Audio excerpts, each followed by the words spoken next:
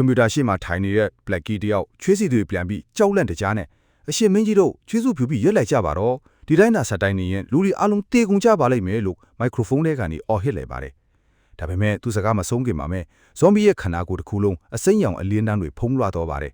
လူတွေကဇွန်ဘီတိုက်ခိုက်တော့မယ်လို့ထင်နေခြင်းမှာသူကသူ့မျက်နှာကိုလက်နဲ့ဖုံးအောက်လိုက်ပါတယ်စက္ကန့်ပိုင်းတွင်းမှာပဲဇွန်ဘီရဲ့အမျက်လုံးတစ်ဖက်ကအနီးရောင်ဖေပြောင်းလဲသွားပြီးသူ့မျက်နှာပေါ်မှာလည်းနီးရဲလေအမှတ်အသားပြီးပေါ်လာပါတယ်သူ့မျက်လုံးတစ်ဖက်လုံးနီးရဲသွားတာကိုမြင်လိုက်ရတဲ့အဝေးကဝင်းကြီးနဲ့အကြီးတဲ့ဂိုင်းတို့ကတော့အနီးရောင်ဇီဝဲကြီးတစ်ခုဆွတင်ဖြစ်ပေါ်နေတာကိုကြည့်ပြီးထုံလှုပ်သွားကြပါတယ်ဇွန်ဘီရဲ့ခန္ဓာကိုယ်ကနေပြင်းထန်တဲ့အနီးရောင်စွမ်းရည်တွေပျောက်ခက်ထွက်လာပြီးအဲ့ဒီရေဝဲကြီးဟာကမတစ်ခုလုံးကိုဖုံးလွှားသွားပါတော့တယ်ပင်လယ်ပြင်မှာရှိနေတဲ့ဘိုးချုပ်ရှင်ဟွာကတော့အဲ့ဒီအနီးရောင်စွမ်းရည်တွေကတခြားမဟုတ်ပဲတွေးတွေဖြစ်နေတာကိုသိလိုက်ရတဲ့အခါအံ့ဩသွားပါတယ်ကဘာကြီးကိုဖုံးလွှားပြီးနောက်ဇွန်ဘီကနေကိုပါဥတီလိုက်ပါတယ်မကြခင်မှာပဲနေလုံးကြီးကအနီရောင်ပြောင်းလဲသွားသလိုစနေကရုဏာညာကြားတပရေကရုဏာတွေပါအနီရောင်တွေဖြစ်ကုန်တာကိုမြင်တော့လူတိုင်းထိတ်လန့်သွားကြပါတယ်။ကောင်းငင်ကြီးကဘာမြေကြီးကအနီရောင်တွေးရောင်တွေလွှမ်းခြုံထားတာကိုမြင်တော့စက်ရုပ်ဇွန်ဘီကတော့စိတ်လှုပ်ရှားသွားပါတယ်။ငါရဲ့မူလအပုတ်ကိုဆိုတော့လေဒီလောက်တော့ရှိရမှာပေါ့။ငါဘယ်တော့မှဒီလိုပုံစံမျိုးမမြင်ဘူးလို့သူကပြောလိုက်ပါတယ်။ Violet နဲ့ Loni တို့ကတော့ဇွန်ဘီရဲ့အနက်ဆယ်စားပင်ရှည်တွေပျောက်ကွယ်သွားပြီးငွေစပင်ဖစ်ပြောင်းလဲသွားတာကိုမြင်တော့အံ့ဩသွားကြပါတယ်။ဒီပုံစံကိုမြင်တော့စက်ရုပ်ဇွန်ဘီကတော့အနှင်းငယ်ဝေခွေးမရဖြစ်သွားပါတယ်။ငါမှဒီလိုပုံစံမျိုးရှိတာဆိုတာမမှတ်မိပါလားဇွန်ဘီကတော့နတ်ဖျားကပါစင်းသန်းလာသလိုမျိုးအရွှေဝါဒီကိုထုတ်လွှတ်နေပြီးလူတိုင်းရဲ့အယိုးတဲ့အထိအေးစိမ်ဝါစေပါတယ်အလဲမရှိနေတဲ့နီးနဲ့သတင်းထောက်တွေကတော့ဇွန်ဘီထုတော်ကိုတနာပြီးချမ်းသာပေးဖို့အတွက်ဆူတောင်းနေကြပါတယ်ဒါပေမဲ့ဇွန်ဘီကတော့ဒီကိုမှဂယူးမဆိုင်ပဲစက်ရုပ်ဇွန်ဘီကိုပဲအေးအေးဆက်ဆက်ကြည့်နေပါတယ်သူ့ရဲ့စွမ်းရည်တွေကိုခန်းစားမိတဲ့စက်ရုပ်ဇွန်ဘီကသူ့ရင်ဆိုင်မနိုင်ဘူးဆိုတာသိလိုက်ရပေမဲ့ဆက်စုချင်းစိတ်ကိုမထိန်နိုင်ပါဘူးဘာလို့ငါမှဒီပုံစံမျိုးမရှိတာလဲငါ့ကိုရှင်းပြပေးလို့ရမလားငါပြောက်ကွယ်သွားရမယ်ဆိုရင်တော့မှအကြောင်းရင်းတကုံးတော့ပေးသိနေမဟုတ်လားလို့သူကမေးလိုက်ပါတယ်ဇွန်ဘီကတော့ဘာမှမဖုံးခိုင်းထားခဲ့ဘူးဒီပုံစံကတက်သူအရေးပြားရှိတဲ့လူသားယဉ်ကျေးမှုကိုငါဖျက်ဆီးမိမှာကိုယ်တိုင်တီထွင်ခဲ့တာလေလို့ပြောလိုက်ပါတယ်စက်ရုပ်ဇွန်ဘီကငါရဲ့မူလပုတ်ကိုဆိုတော့လေဒီလောက်ပေါ်လို့ပြောပြီးသူ့စွာရည်လို့ကိုအကုန်စူးစီးလိုက်ပါတယ်နင်းကအသွမ်းထက်တယ်ဆိုပေမှငါတိုက်လို့ရအောင်မယ်လို့ထင်တယ်စိန်ခေါ်လိုက်တဲ့အခါဇွန်ဘီကအေးအေးဆေးဆေးပဲနင်းမနိုင်ဘူးလို့ပြောလိုက်ပါတယ်စက်ရုပ်ဇွန်ဘီကတော့မဆိုင်ပဲဇွန်ဘီစီကိုတဟုန်ဝင်ပြေးဝင်လာပါတယ်ဒါပေမဲ့ဇွန်ဘီသူ့လက်ရဘက်ကိုဖြည်းဖြည်းချင်းမြွက်လိုက်တဲ့အချိန်မှာပဲစက်ရုပ်ဇွန်ဘီဟာလေထဲမှာတောင့်ခဲထွက်ပါတော့တယ်ပြီးတော့ပြင်းထန်တဲ့ဆွဲရည်ပေါက်ခဲမှုတစ်ခုကဇွန်ဘီရဲ့လက်ဝါးတွေကနီးပြင်းထန်တဲ့အလင်းနိုင်ကြီးထွက်ပေါ်လာပါတယ်စက်ရုပ်ဇွန်ဘီကသူ့ပတ်ဝန်းကျင်ကအာကာသအနီးမြေတွေကျဉ်းကြောင်သွားပြီးကဘာကြီးတစ်ခုလုံးသိငယ်တဲ့လုံဝင်းနဲ့အာတာတစ်ခုဖြစ်သွားတာကိုခန်းစားလိုက်ရပါတယ်ဝူးကနေအတန်နဲ့ Violet နဲ့ Loni တို့တုံလှုပ်သွားကြပါတယ်အခုဆိုရင်ကဘာကြီးတစ်ခုလုံးဇွန်ဘီရဲ့လက်ဖွားထဲမှာရောက်နေပါပြီလူတိုင်းထိုက်လန့်ပြီးအကူအညီတောင်းအော်ဟစ်နေကြပြီမဲ့ဇွန်ဘီကတော့လုံးဝဂီးမဆိုင်ပါဘူးသူကသူ့လက်သမိုးဆုပ်လိုက်တဲ့အချိန်မှာလုံးလုံးကြီးဟာချက်ချင်းပေါက်ခဲထွက်သွားပါတယ်အားလုံးကတော့ဒီနေရာမှာပဲဇက်သိမ့်ပြီလို့ထိမ်မှတ်ထားကြပါတယ်ဒါပေမဲ့ထူးဆန်းတာစွာနဲ့နီးတဲ့ကောင်းကင်ကြီးကရုတ်တရက်ပျောက်ကွယ်သွားပြီးကမ္ဘာပေါ်မှာလူတွေအားလုံးဘာတန်းရမှမရပဲအသက်ရှင်နေကြပါသေးတယ်သူတို့ခေါင်းမူထွားတာကလွှဲရင်အရာအားလုံးကပုံမှန်ပါပဲစစ်မြေပြင်ကိုကြည့်လိုက်တဲ့အခါမှာတော့စက်ရုပ်ဇွန်ဘီကဇွန်ဘီရဲ့လေပင်ကိုအညစ်ခံနေတာကိုတွေ့ရပါတယ်သူဘာလုပ်လိုက်တာလဲဒုကျုပ်သေးသွားပြီမဟုတ်လားလို့ Violet သူအံ့ဩနေကြပါတယ်စက်ရုပ်ဇွန်ဘီရဲ့ခန္ဓာကိုယ်အောက်ပိုင်းကလုံးဝဖျက်ဆီးသွားပြီမဲ့သူကတော့မသေးသေးပါဘူးငါရဲ့မူလပုတ်ကိုဆိုတော့လေတကယ်ကိုအံ့ဩဖို့ကောင်းတယ်စက်ရုပ်ဇွန်ဘီကတော့စိတ်လှုပ်ရှားစွာပြောလိုက်ပါတယ် Violet တို့ကတော့ခုနကခန်းစားခဲ့ရတဲ့ကြောင်မဲ့စွာဖီအောက်တွေကြောင့်ရန်ုံနေကြပါသေးတယ်စက်ရုပ်ဇွန်ဘီကပြုံးဆက်ဆက်နဲ့တကယ်တော့ငါသိနေလေနင်းရဲ့အနက်ရှုံးဆုံးမှာလူတွေကိုမုန်းထက်တဲ့စိတ်ကရှိနေသေးတယ်မဟုတ်လားလို့ပြောလိုက်ပါတယ်ဒီစကားကြောင့်ဇွန်ဘီရဲ့မျက်နှာလာလေးနဲ့တွားပြီးဒါဆိုနင်းလူတွေကိုရည်ရွယ်ချက်ရှိရှိနဲ့တပ်ဖြတ်နေအပေါ်လူမြင်လိုက်ပါတယ်စက်ရုပ်ဇွန်ဘီကလည်းဟုတ်ကပေါ့ဒါဒီအလုံးကနင့်ခွင့်ပြုချက်ကြောင့်ဖြစ်လာမဟုတ်လားငါကနင်းခန္ဓာကိုယ်ထဲမှာလူကောင်းလေးပဲဖြစ်ချင်ခဲ့တာဘာလို့များငါ့ကိုတခြားတယောက်စီပေးလိုက်ရတာလဲနင်းငါ့ကိုဒွန်စီပေးလိုက်တဲ့အခါကဒီနေ့ကိုကြိုးမြင်ခဲ့တာမဟုတ်လားစက်ရုပ်ဇွန်ဘီကဆက်ပြောလိုက်ပါတယ်နင့်ခွင့်ပြုချက်ကြောင့်အဲ့ဒီအားနေတဲ့လူသားတွေကမယုံနိုင်တဲ့စွာရည်တွေကိုရခဲ့တာ Violet ကနေ Loni အထိဘယ်အရာကများနင်းအတိမပါပဲဖြစ်ပြခိုက်လို့လဲလူသားတွေကဒီစွာရည်ကအသက်ပြီးတိုက်ခိုက်မယ်ဆိုတာနင်းကောင်းကောင်းသိတယ်ဒါပေမဲ့နင်းကတစ်ဆိုင်နေခဲ့ပြီးသူတို့ဘာသာတိုးတိုက်ခွေပေးခဲ့တယ်နင်းခွင့်ပြုချက်မပါပဲဒီကဘာပေါ်မှာဘသူကငါ့ကိုထိန်းချုပ်နိုင်ပါလဲအဲ့ဒီထိပ်ပြောင်းတဲ့လူအိုကြီးတစ်ခုကတော့နာနိုနီးပြန်တဲ့ငါ့ကိုအလွယ်တကူလက်ကြားသွားနိုင်ကြတာပဲမဟုတ်လားငါကနင်းရဲ့မျိုးချင်းအပိုင်စိတ်တစ်ခုဖြစ်ပြီးမဲ့လွတ်လပ်ခွင့်ရသွားတာနဲ့ငါရဲ့တာဝန်ကိုလွတ်ခဲ့တာဒါဒီအားလုံးကိုငါလွတ်ခဲ့တာလို့ထင်နေတာလားတကယ်တမ်းဒီရင်ကျင်းမှုကိုဖျက်ဆီးချင်နေတာကနင်းကိုယ်တိုင်ပဲလေနင်းရဲ့နှလုံးသားထဲမှာလူသားတွေကိုမွန်းထက်တဲ့စိတ်အနှဲငယ်တော့ရှိနေသေးတယ်ငါကနင်းရဲ့အသွေးစိတ်အစန္ဒအတိုင်းလွတ်ပေးလိုက်တာပါဇွန်ဘီရဲ့စကားတွေကိုကြားလိုက်ရတဲ့အခါ Violet တို့တိမ်မဟုတ်ပဲကမ္ဘာဝင်တစ်လုံး live ကြီးနေတဲ့လူတွေအားလုံးစွန့်အားသွားကြပါတယ်ဒါကတကယ်ကိုမယုံနိုင်ဖို့ကောင်းတယ်တကယ်အဲ့လိုဖြစ်နိုင်တာလားလို့လူတိုင်းအံ့ဩမြင်တတ်နေကြပါတယ် သူ့ရဲ့မျိုးဗီဇနဲ့သူကိုယ်တိုင်စကားပြောနိုင်တဲ့သူတယောက်ရှိနေတာလားလို့လူတိုင်းတွေးမိလိုက်ကြပါတယ်။စယုဇွန်ဘီကဆက်ပြောပါတယ်။ငါကဘာတော့အလုံးလို့လူသားများစွာကိုတတ်ဖြစ်လိုက်ပြီ။မင်းအခုကဘာကိုကယ်လိုက်လို့ရောသူတို့ကမင်းရဲ့ဂျေဇုကိုမှတ်မိနေအောင်မလား။မင်းမာနေပြီ။သူတို့ကမင်းရဲ့စွမ်းအားကိုကြောက်ပြီးမင်းကိုပြနာပြီးကြံစီကြလိုက်မယ်။အားလုံးကိုအပီးတောင်တတ်ဖြစ်လိုက်တာကပိုမကောင်းဘူးလား။ဒီစကားကိုကြားတော့ဇွန်ဘီကချက်ချင်းပဲညင်းပစ်လိုက်ပါတယ်။စယုဇွန်ဘီကလောင်ပြောင်ပြီးတီးသွားတဲ့လူတွေကိုဇွန်ဘီချစ်အောင်ပြောင်းလိုက်တာကလွှဲရင်မင်းမတခြားဘာလုပ်နိုင်တာရှိသေးလို့လဲလို့မေးခွန်းထုတ်ပါတယ်။ဒါပေမဲ့ဇွန်ဘီကတော့ယုံကြည်ချက်ပြီးနဲ့ငါသူတို့ကိုအသက်ပြန်ရှင်းအောင်လုပ်ပေးနိုင်တယ်လို့ပြောလိုက်ပါတယ်။စယုဇွန်ဘီကန်အော်သွားချိန်မှာပဲဇွန်ဘီကသူ့ရဲ့ရင်ဘက်ကိုလက်ချောင်းတင်နဲ့ခွဲထုတ်လိုက်ပါတယ်။လူတိုင်းတုံလို့စာကြည့်နေချိန်မှာသူကသူ့ရဲ့နှလုံးကိုဆွဲထုတ်ယုံပြီးခေါင်းပေါ်မြှောက်ပြီးအားနဲ့ညှစ်ချလိုက်ပါတယ်။ချက်ချင်းစောကစဉ်နှလုံးကနေသွေးကြောင်းမီများစွာပေါက်ကွဲထွက်ပြီးကဘာအနှက်လုံးကိုပြန့်ဆံသွားပါတော့တယ်။သွေးကြောင်းမီတွေကတောင်ကလေးတစ်ခုပေါ်မှာဖြတ်သွားတဲ့အခါစယုဇွန်ဘီရဲ့လက်ချက်နဲ့အငွေ့ပြန်ပျောက်ကွယ်သွားခဲ့တဲ့ဒါရိုက်တာနဲ့လက်ထောက်တွေအသက်ပြန်ရှင်လာကြပါတယ်။သူတို့ရဲ့မျက်စိရှေ့မှာပင်တေဆုံးသွားခဲ့တဲ့ live streamer ရဲ့ခန္ဓာကိုယ်ကအယိုးတွေပြန်ဆက်အသားတွေပြန်ဖြစ်ပြီးအသက်ပြန်ဝင်လာတာကိုတွေ့လိုက်ရပါတယ်။ဒီမြင်ကွင်းကိုဖုံးနဲ့တက်ရိုက်နေတာကြောင့်ကဘာတော့ဝက်လုံးကမြင်တွေ့နေရပါတယ်။သွေးကြောင်းမြင်တွေကြာရောက်လာရပိုင်းစယုဇွန်ဘီထုတ်တီဆုံးချက်ကြတဲ့လူသားတွေအားလုံးအံ့ဩနီးနဲ့အသက်ပြန်ရှင်လာကြပါတယ်။နိုင်ငံပြည်ရဲ့ဘိုးချုပ်တွေကဇွန်ဘီကိုငေးကြည့်နေခြင်းပဲ butterfly နဲ့တိုက်ရှမ်းတို့လည်းငါတို့တကယ်တီးခဲ့တာမဟုတ်ဘူးလားလို့အံ့ဩမဆုံးဖြစ်နေကြပါတယ်။ Professor Jamie တို့အဖွဲကတော့ထိတ်လန့်သွားပြီးဒါတကယ်ပဲဖြစ်နိုင်တာလားလို့ကြေးရွနေမိပါတယ်။ဇွန်ဘီကစက်ရုပ်ဇွန်ဘီကိုလှည့်ကြည့်ပြီ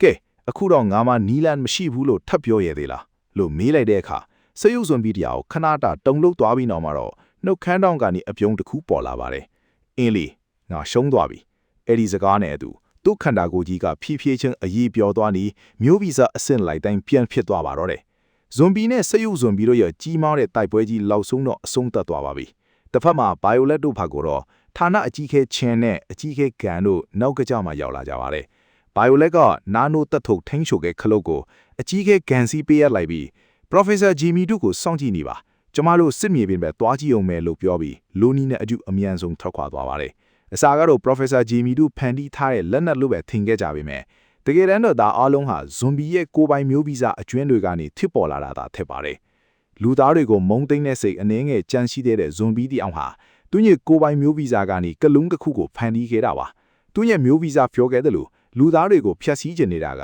သူ့ကိုယ်တိုင်ထင်နေခဲ့တာပါ။ဒါပေမဲ့တယောက်သေးကြံရစ်ရမှာကိုကြောက်တဲ့အတွက်ဇွန်ဘီကသူ့ရဲ့လွတ်ဟွတ်ထားတဲ့ဆက်ထောင်းမြောက်ပုံစံကိုအသက်သွင်းပြီးကဘာမြေကိုကဲတင်ခဲ့တာပါ။သူ့နှလုံးကိုညှစ်ချင်လိုက်တဲ့အချိန်မှာပဲလူသားတွေပေါ်ထားရှိတဲ့သူ့ရဲ့မုံတိမ်မှုတွေမျိုးဗီဇတွေနဲ့အားလုံးပျောက်ကွဲသွားပြီးအပြစ်ကိုလွတ်မြောက်သွားခဲ့ပါတယ်။နှစ်နာရီကြာတော့ဘိုင်ယိုလက်နဲ့လိုနီတို့စစ်နေပြင်ကိုကြောက်လာကြပါတယ်။ဇွန်ဘီဟာမူလာပုံစံတိုင်းပြန်ဖြစ်နေတာကိုမြင်တော့အခုနမြင်ကွင်းကတကယ်ကိုကြောက်စရာကောင်းတာပဲ။သူလွတ်တောင်မလွတ်တော့ဘူး။တေးသွားတာလားလို့သူတို့ပြောလိုက်ပါတယ်။အဲ့ဒီချိန်မှာပဲဇွန်ဘီကခွားမောက်လိုက်တဲ့အခါသူတို့နှစ်ယောက်လန့်သွားကြပါတယ်။မင်းအဆင်ပြေခဲ့ရဲ့လား။နှလုံးသားကိုဖျက်ဆီးပစ်လိုက်တာလေ။ထာမဇွန်ဘီပဲဖြစ်သွားမှာလားလို့မေးလိုက်တဲ့အခါဇွန်ဘီကသူ့ရင်ဘတ်ကိုပြန်ဖွင့်ပြပြီးဘာမှမဖြစ်ပါဘူးခဏနေပြန်ပေါက်လာမှာပါလို့အေးအေးဆေးဆေးပဲပြောလိုက်ပါတယ်ဒီစကားကြတော့ဘိုင်ယိုလက်နဲ့လိုနီတို့မှပြောစရာစကားမရှိတော့ပါဘူးဒီကောင်ကိုတစ်ခါလောက်တော့လေဘင်းညစ်ပြချင်လိုက်တာဒါပေမဲ့လည်းသူ့ကိုငါတို့မနိုင်ဘူးလေလို့သူတို့နဲ့ကတပြိုင်နဲ့အော်ဟစ်လိုက်ကြပါတယ်ဇွန်ဘီကသူတို့ကိုဂယုမဆိုင်ပဲ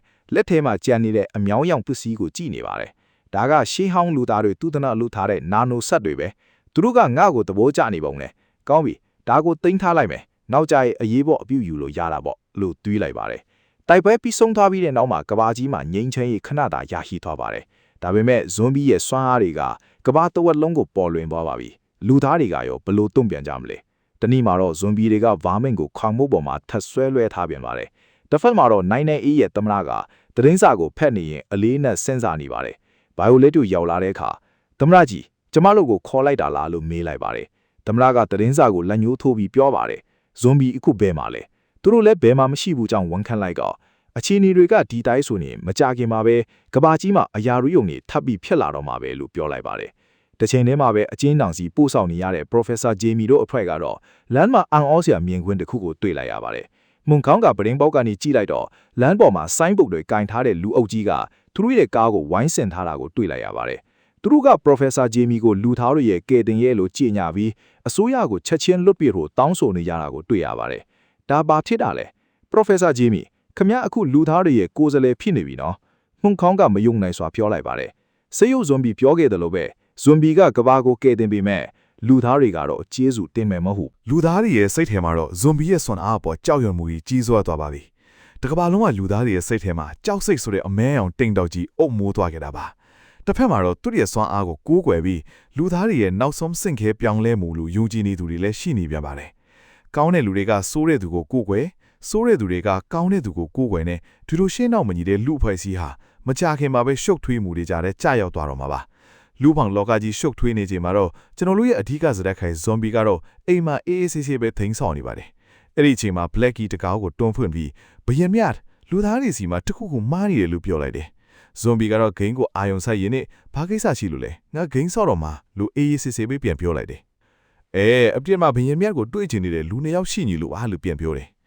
ကန်တဲမှာတော့အာရှာနဲ့အာကွေတို့ဆိုဖာပေါ်မှာထိုင်ပြီးစိတ်လှုပ်ရှားစွာနဲ့လက်ဖေးတီးတောင်းနေကြပါတယ်။ဇွန်ဘီအဝတ်စားလေးပြီးထွက်လာတဲ့အခါအော်မင်းတို့နှစ်ယောက်ကိုငါစီဘာလာလောက်တာလဲလို့မေးလိုက်တယ်။အဲ့ဒီအချိန်မှာပဲအာရှာနဲ့အာဂွေတို့တရားနဲ့တရားကြည့်လိုက်ပြီးဇွန်ဘီရဲ့ရှေ့မှာဒူးထောက်လိုက်ကြတယ်။ကျွန်တော်တို့ဘယင်မြက်ကိုတွေ့ဆုံခွင့်ရပါပြီ။ကျွန်တော်တို့ရဲ့အသက်ကိုဘယင်မြက်အောက်မှာပဲကာကွယ်ပေးဖို့တောင်းဆိုပါတယ်လို့ပြောလိုက်ကြတယ်။ဆက်ရွတ်ဇွန်ဘီကိုနိုင်လိုက်တဲ့နောက်မှာလူတွေကသူ့ကိုတရေကောင်းလို့မမြင်တော့ပဲကြောက်စရာကောင်းတဲ့မြေဆိုင်လိုသားထပ်မှတ်ပြီးကန့်ကွက်ဆန္ဒပြမှုတွေလုပ်လိုက်ကြပါတယ်။တညတဲ့နဲ့ဇွန်ဘီဟာတကဘာလုံးရဲ့ရန်သူဖြစ်သွားပါတော့တယ်။ကြောက်စိတ်တွေမပြန့်လိုက်အောင်နိုင်ငံအေးနယ်ဘီတို့ပူးပေါင်းပြီးဇွန်ဘီထိန်းချုပ်ဥပဒေကိုပြတ်တက်လိုက်ပါပြီ။သူတို့ကနာနိုသက်ထူတွေကိုတုံးပြီးလာကုံကိုကြီးမားတဲ့ထောက်ကြတစ်ခုဖြစ်အောင်လုပ်လိုက်သလိုဇွန်ဘီကိုတသက်လုံးထောက်ကြဖို့အတွက်အထူးတပ်ဖွဲ့တွေကိုလည်းဖွဲ့စည်းလိုက်ပါတယ်။ဇွန်ဘီကိုဖမ်းဖို့အတွက်တိုက်လျင်တွေတင်းတန်တွေကိုအသုံးပြုပြီးမြို့တိုင်းမှာဝိုင်းရောင်ထားလိုက်ကြတယ်။အဆောက်အဦတစ်ခုပေါ်မှာအာဂိုကမှန်ပြောင်နေကြည့်ရင်းနဲ့ကျွန်တော်တို့ကိုဝိုင်းရောင်နေတဲ့စစ်တပ်တွေပိုများလာပြီး